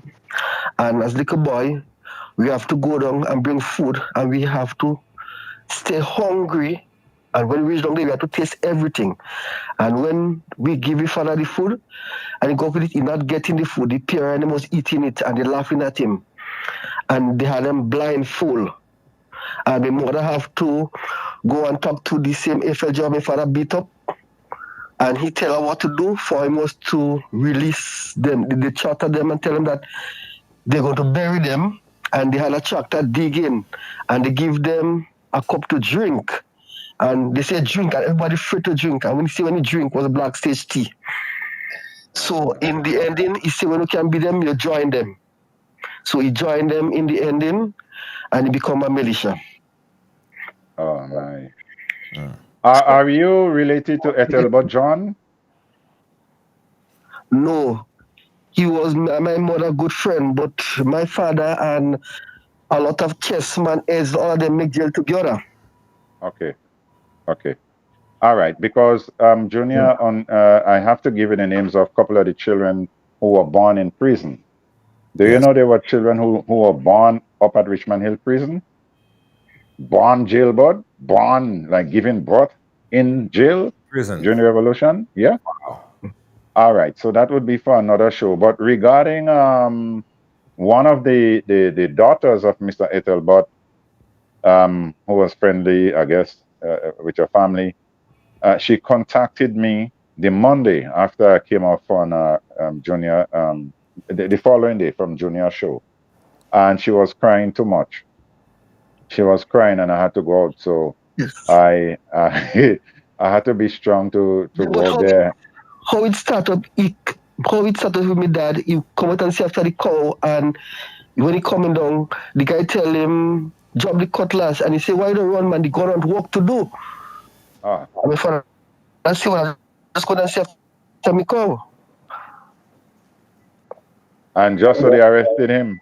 Then they take him out and they go with, but he was like chat to us. Yeah. Yeah. Because when they say, they ask him who he going to leave in charge, and he say, I'm going to leave him in charge, and they go for him. They go for my father. But my father could not really read and write properly, and think he was just more a driver for the man. All right. I still love the revolution. We're gonna talk. You can get me on YouTube. I mean WhatsApp and Messenger. So I'll call Junior. I'll share the number with you guys so you guys could communicate. All right. Yeah. a lot of stories coming out from these. I mean, after the first conversation, we had so many calls from even some of the young people that were born in prison. They were born in jail. Yeah. I'm sure they themselves have their own story to tell. But we at that point, Dennis, we are at a wrapping down point, and we're going to close it off right here. Yeah. There was so much said today. There was so much stuff that I'm sure, even by Tan's story, there would be many responses from many different circles that might have their own point of view on this. So we expect that. So let's close it off, Dennis. What going forward? How do we go forward? How do we come together? How do we try? Is it that we're trying to put these things behind us? Is it that we're going to live with this for the rest of our lives? They're going to be burdening us for the rest of our life, or rest of our lives? What's the plan going forward? And I'm very happy that you asked that question, because regarding the young lady who just called, her mother was so brutally tortured and with electricity and some of the things that they did and where they torture her. I'm not going to talk about that because she's probably still listening on the program. So I'm not going to go there. But the only way I see forward is for Prime Minister Dickon Mitchell to empanel a Truth and Reconciliation Commission or a Truth Forum. And number one, you have to establish that we're not prosecuting nobody or want revenge. Yeah. All the lies, the big wall of lies that they made to justify what they did, is crumbling down. We know that already. But we are not looking to put them in jail and get vengeance and revenge on them for what they did to us. But that stellar image of the revolution and this and glorious, that is just hogwash and hypocrisy, pure lies, right? The brutality that they did. So it was a reign of terror based on an AK-47 that you could terrorize people into cowardice and everybody hush them up because you just have to look like a counter and you're going in jail. And we're not dealing with the Rastas and them in Hopeville. We leave that alone. And it is brutal. So the only way, and we don't want Grenada to repeat that kind of stuff, is finally, since Bernard Code came out and said, yes, they were paranoid and all of that, what happened? Come out and bring the detainees or the political prisoners, sit on a table here and bring the other guys and them sit there. We're not prosecuting nobody. And let everybody put out their evidence, what they did to them, and write it so our children could learn our history. Other than that, we're just wasting time. Long live this Revo, this glorious revolution. We're just wasting time. Hogwash. Yeah. Just bullshit. Bullshit. So the truth, just tell the truth. Of the truth. Just tell the truth. Put it out there, whether you like it or you don't like it, or you make Bishop look this because everybody want to make him a hero. As I said to you before, my hero stands for righteousness. My hero stands for justice. Tillman Thomas is my hero. Why? When they were doing all that wickedness to us, Tillman Thomas decided to take a stand and speak up against it. Himself and Leslie Pear and Lloyd Noel. Well, he ended up spending the rest of the revolution in jail. Right. He came out with Ronald Reagan. That is my hero because you stand for something that is good. Not if you stand for inflicting pain and suffering, breaking up families, jailing everybody without charge and trial. You're not no hero to me. Yes. All right, let's take this final call. Let's take this final call and let's lock it off. Caller live, where are you calling us from? Yes, I'm calling from Concord area. Concord area, go right ahead. Concord area, yes. Junior, I had a stepfather. They used to call him Mohud. But his name was Honorad Nelson. Yeah.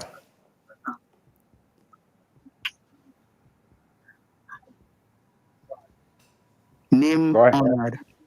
He used to work with Central Water Commission, going and clean the dam and stuff in Concord Mountain. The order was given to shoot him because he was a karateka, and they wanted to get rid of him. Some guys met him in Codford Road, and they shot him and left him on the ground. They shot him on the ground. A friend of his, who was a former guy in Gary, an army person. He got a guy in Sotes to give them a ride to take him to the hospital. Right? That man ended up staying for years. The Cubans had to end up building a foot for him, you know. He lived for years with that foot like that. And later on, that was the end result of the AK-47 that shot him. End up poisoning him because he ended up dying afterwards later, having 2 strokes and stuff like that. So he was amputated and stuff like that. And he died. Yeah. You understand? So this thing about the revolution, that was a lot of pain for me because that man, as my stepfather, was really my father. He who sent me to school. He who got me teaching at 17 years old. You understand? So this thing about Chicken coming and talk this nonsense there. Chicken knew about that because Chicken was a part of that order that was given to get rid of that man.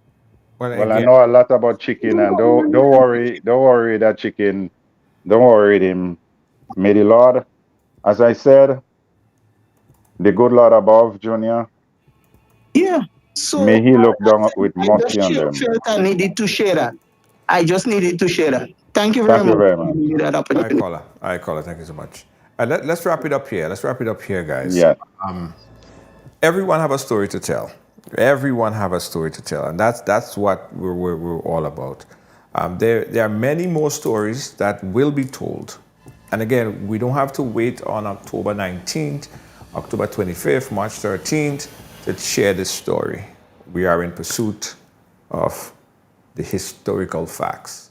And while I'm here in Grenada, I'll do whatever I can to speak to, get some of the people that was around at this time that could help us understand that, so we could have a better sense of what happened in our past, so we could try not to make sure that something like that don't happen in the future. Let's get a quick commercial break. Dennis, last words, final words, and then we have to wrap up. We went over time. Yeah. Well, I want to tell you, Johnny, I appreciate the show, but I appreciate enlightenment. You know, we say often that knowledge is power, but the application of knowledge is wisdom. So we all are the wiser, and knowing our history, so we don't repeat the mistakes of the past.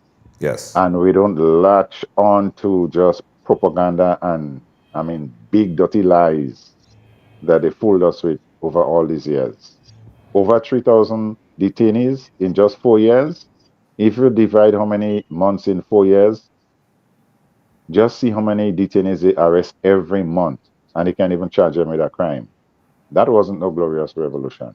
That was abuse, a lot of torture, execution, people abusing Hopeville, which I want the NDC government to make a national museum. Let the world come and see what man can do to man, well, actually Grenadians. So fellow Grenadians, thank you very much. My name is Denise Charles, and in soon order, you'll get more to read. Thank you very much. Thanks again, Dennis. Let's take a quick commercial break, guys, and I'll come back with final closing words. We'll be right back.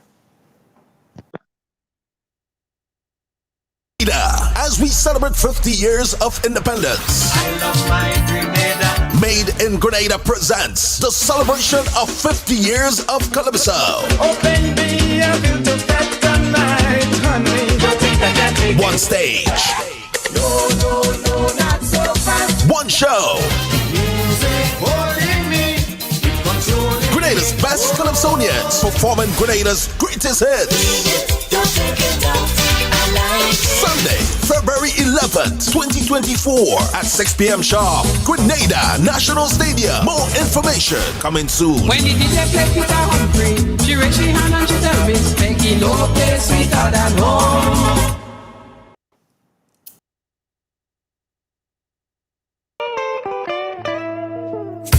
I want you folks to play these 3 games from the NLA. daily picture cash flow and play with. You will be supporting sports and culture, nation building and our future. So go out and play, folks, make it a must. You will see what the National Lottery is doing for us. When you play pick 3 cash flow and play with, the NLA will support you all the way. Starting September 30th, Monday to Friday, these 3 games will be drawn mid-morning, 9:45 a.m., midday, 12:45 p.m., and evenings, 7:45 p.m. The National Lotteries, supporting sports, culture, and nation building. Sandy money.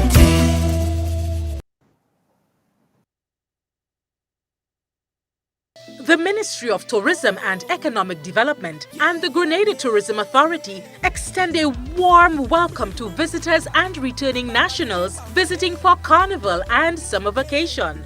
We do hope you enjoy your stay with us, and we invite you to return with friends and family to celebrate our 50th anniversary of independence on 7th February 2024. Tourism is my business, your business, our business. Now, get ready to conquer the road with Zion Driving Instructors, conveniently located at 1782 Flatbush Avenue in Brooklyn, New York. We are your ticket to driving success. We are known for and specialize in the best rates for driving classes, ensuring you reach your driving goals affordably and efficiently. Our expert instructors offer personalized one-on-one training, making you a confident and skilled driver. Plus, we offer convenient 5-hour classes and various packages deal to give you even more value. Ready to take the wheel? Call us today at 718-374-5678. That's 718-374-5678. Or visit ZionDrivingInstructors.com. That's ZionDrivingInstructors.com. Zion Driving Instructors, your journey to the open road starts here. Contact us and make your driving dreams a reality. Mention this ad and get a 5% off selected package.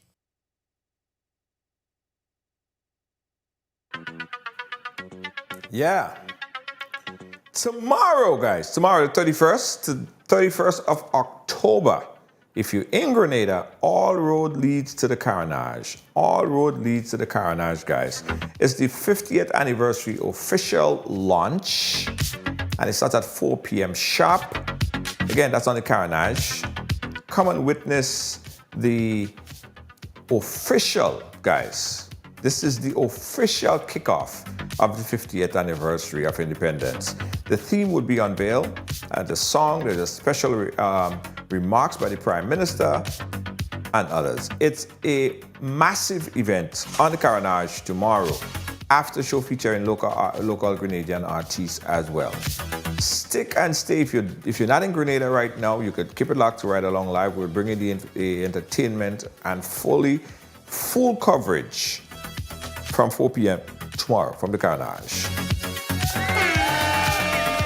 Again, guys, come down to the Carnage tomorrow, the official launch of the 50th anniversary of independence on the Carnage tomorrow. Don't miss it.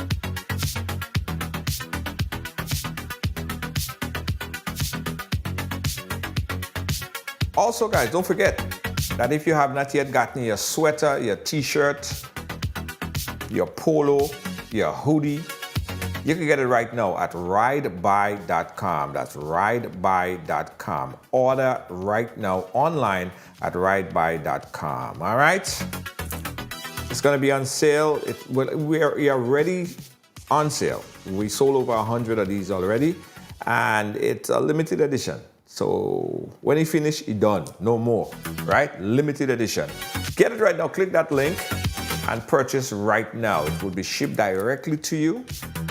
So no excuse. Get it right now. That link was just put into the comment section. So just click that link right now and purchase tonight. Dough stick.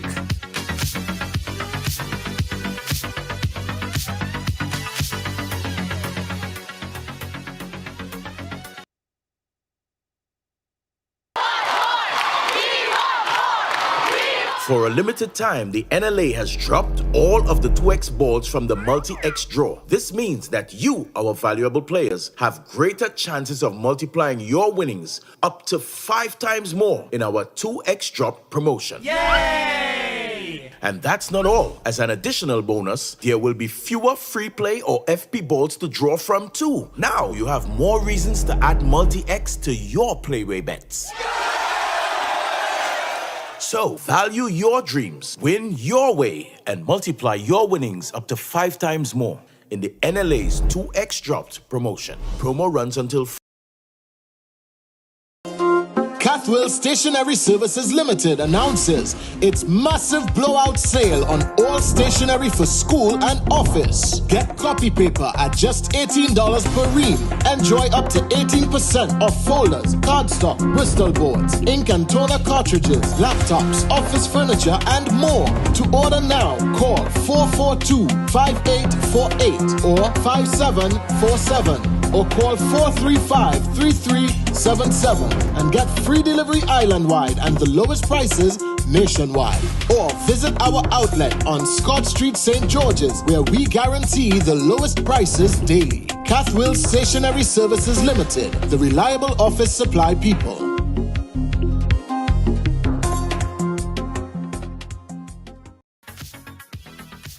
Also, guys, we got to tell you about this. And we've been telling you about this. If you have not yet gotten or downloaded the Ride Along app for your Fire TV, do that right now. Go into your app store in your Fire TV and download Ride Along Live. You can watch all the all the programs, guys. Every single program, including this one on Fire TV worldwide.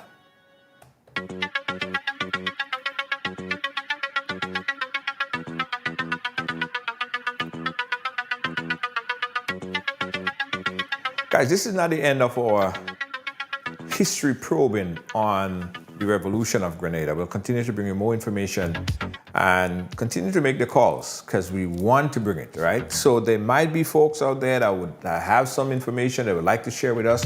We more than welcome you. We more than welcome you with open arms to share your historical recollection, all right? Give us a call, inbox us.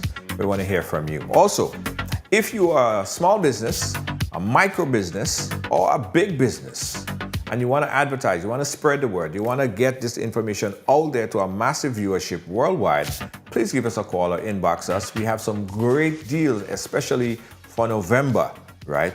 Great deals, discount for the month of November. Give us a call right now or inbox Ride Along Live. Inbox or call 718-701-5720. All right, so guys, tomorrow we're going to be on the Carnage. I want to see you guys there. Denise Charles, thank you so much, my friend. Our senior executive producer, Lois JJ, thank you so much. Very hardworking, as always. Our moderator, Kibbs. Gail, big up yourself. Thank you so much. Catch you guys again tomorrow. Peace out. Good night.